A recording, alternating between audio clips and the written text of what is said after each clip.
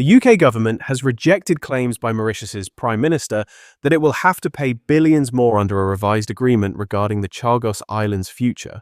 In October, the UK announced plans to transfer sovereignty of the islands to Mauritius while retaining a 99-year lease for the UK-US military base on Diego Garcia, the largest island. Watch what Kemi Badenoch had to say about this. Mr. Speaker, when Labour negotiates, our country loses. Yesterday, we heard the government offered £18 billion for Mauritius to take our territory in the Chagos Islands. This is money that belongs to our children and their children. This is an immoral surrender, so North London lawyers can boast at their dinner parties.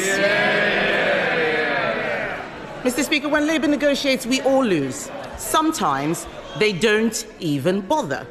Why did the Energy Secretary withdraw government lawyers from defending the case against the eco-nutters who want to obstruct Rosebank's oil and gas fields? Here's what Keir Starmer had to say. Mr. Speaker, let me deal with the serious issue she raises in relation to the Chagos case. This is a military base that is vital to our national security and to national security. A number of years ago, the legal certainty of that base was thrown into doubt. And let me, Mr. Speaker, let me be clear, and I'll pick my words carefully. Without legal certainty, the base cannot operate in practical terms as it should. That is bad for our national security, and it's a gift to our adversaries. Now, some within the party opposite know exactly what I'm talking about. That is why, Mr. Speaker, that is why the last government started negotiations about sovereignty and about securing the long-term use of the base. Mr. Speaker, they were right to do so. That's why the last government conducted 11 of the 13 rounds of those negotiations. And, Mr. Speaker, they were right to do so.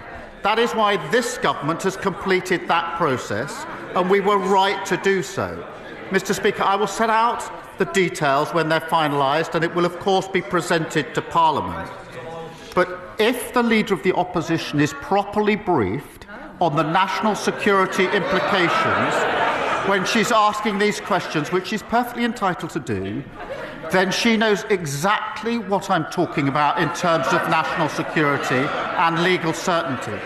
If, on the other hand, she's not properly briefed on the national security implications, she's not doing her job, she's not concerned about national security, and she's not fit to be Prime Minister. The UK government faces internal opposition over its deal to return sovereignty of the Chagos Islands to Mauritius, with critics labelling it reckless and costly. The agreement, paused for consultation with the Trump administration, has raised US security concerns due to China's influence in Mauritius.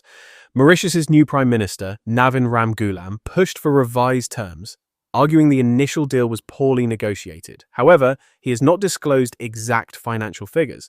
Meanwhile, UK opposition figures, including Dame Priti Patel and Kemi Badenoch, demand transparency, accusing Prime Minister Keir Starmer of weakening Britain's position and damaging relations with the US. How can anyone believe that this man is defending UK interests when he bends the knee to anyone who asks him? His answer was so weak and so waffly, it is no wonder he needs a voice coach. But he didn't answer the question I asked him, why the Energy Secretary was not defending our country. The Energy and Environment Secretaries received nearly £400,000 worth of donations from Lisbeth Rousing. It's her money behind the court case that will stop an £8 billion investment, threaten thousands of jobs, and endanger energy security for all of us. Did the Energy Secretary refuse to defend UK interests because he's funded by billionaire eco-zealots? The Chagos Islands, taken by the UK from Mauritius in 1965, were later deemed to be under unlawful British administration by the UN's highest court. While some Chagosians support the return of sovereignty, others have criticised the lack of consultation in the negotiations.